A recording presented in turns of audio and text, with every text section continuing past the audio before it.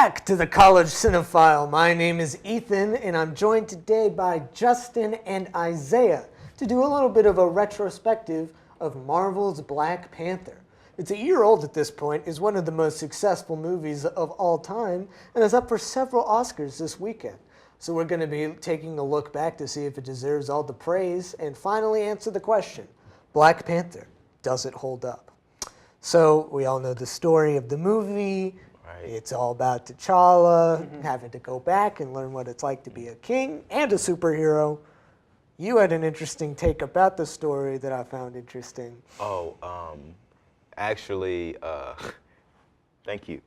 It was like when you take his arc or his introduction in Civil War, you cut that piece of cake out, you take it out, and then you interlock it with the Black Panther movie.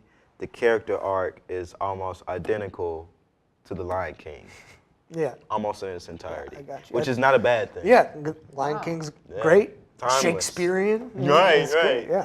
Yeah. And so, do you guys like the story? Do you think it works well for a superhero movie?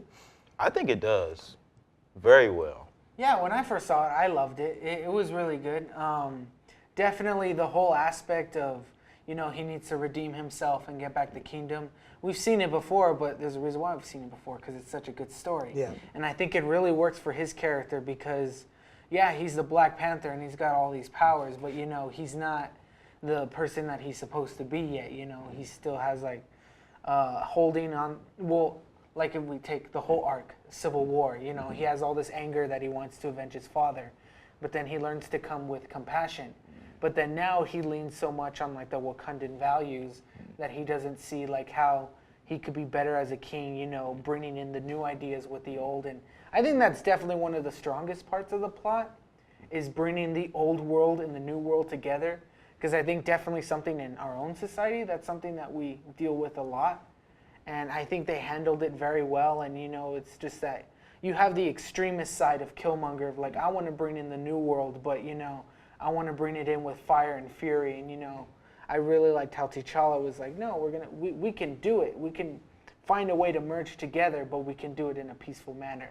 And definitely I love the end credit scene where T'Challa's at that UN conference and talk about Wakanda, and all the people are Wakanda? You mean that ranching land? And it's no, actually.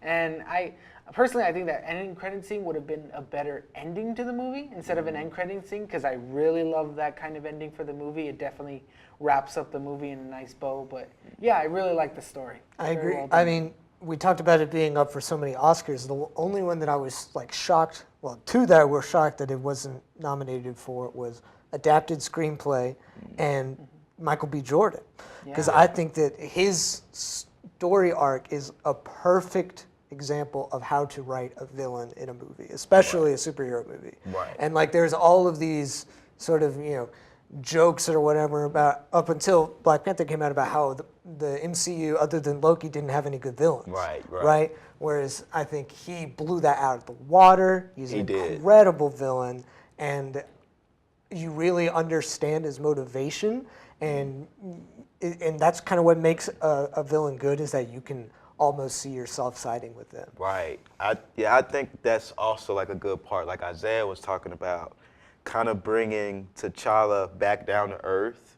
And then when he's one side of the coin, and then you see Killmonger. Killmonger's story, like you were saying, is so relatable because the things that he went through, that's kind of could be picture for picture, just like a regular person, but just brought to an extremist view. So when you see that viewpoint of why do you want to burn it all? It's all the stuff that he's went through.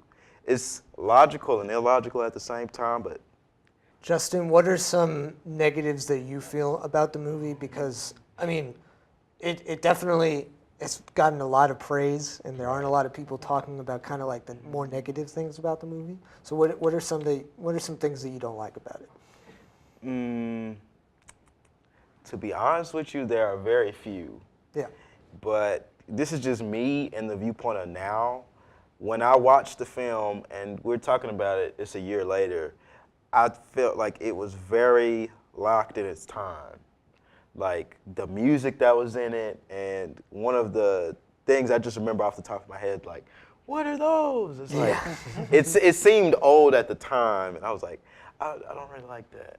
Yeah, won't age quite as well. Right. Yeah. Even a year later, it kind of already, like, because with all the Kendrick Lamar songs and stuff, like, that was really cool back then, but maybe in 10 years, we've all moved on, and it's kind of like, whatever.